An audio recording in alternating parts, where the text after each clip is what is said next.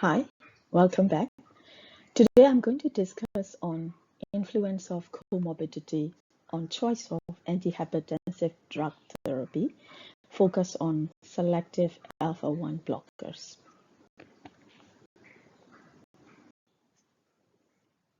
We are going to discuss this into three different components. First, how does alpha-1 selective blocking agents reduce blood pressure? Second, when should we prescribe, or what is the role of selective alpha-1 blockers in hypertension? Third, which adverse effects should we be cautious for?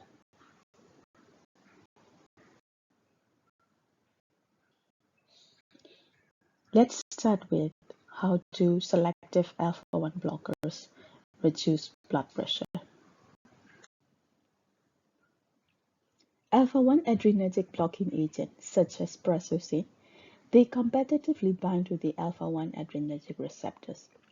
Since binding of endogenous catecholamines to alpha-1 receptors can cause vasoconstriction, this binding of alpha-1 adrenergic blockers will lead to inhibition of vasoconstriction induced by endogenous catecholamine.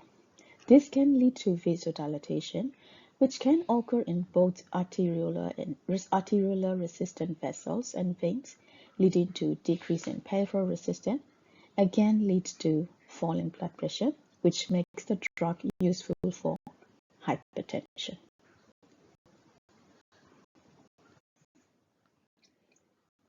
So not only hypertension, alpha blockers are also useful for some of the symptoms of benign prostatic hyperplasia. Let's start with what is PPH. So as you can see in the diagram on the right upper corner, according to its name, PPH stands for hyperplasia of the prostate gland. Since prostate gland is situated in the tight capsule, usually its enlargement to the inward enlargement. So symptoms of PPH includes resistance to the urine outflow. This resistance to the urine outflow usually results from the mechanical pressure on the urethra due to an increase in smooth muscle mass and an alpha adrenergic receptor mediated increase in smooth muscle tone in the prostate and neck of the bladder. So when we use alpha blockers block the alpha-1 adrenergic receptors of the smooth muscles of urinary tract, leading to relaxation of the smooth muscle and decrease the resistance to the urine outflow, causing relief of some of the symptoms of PPH.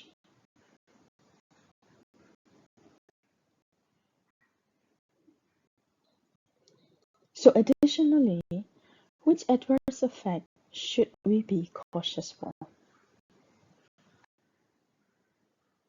The most common adverse effect and the adverse effect that we need to be cautious is fast dose effect or fast dose hypotension, which is a marked postural hypotension which we can observe as a syncopal attack.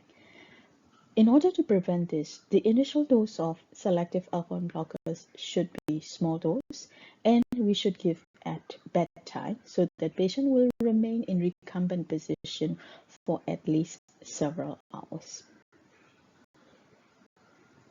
Now this discussion. Thank you so much.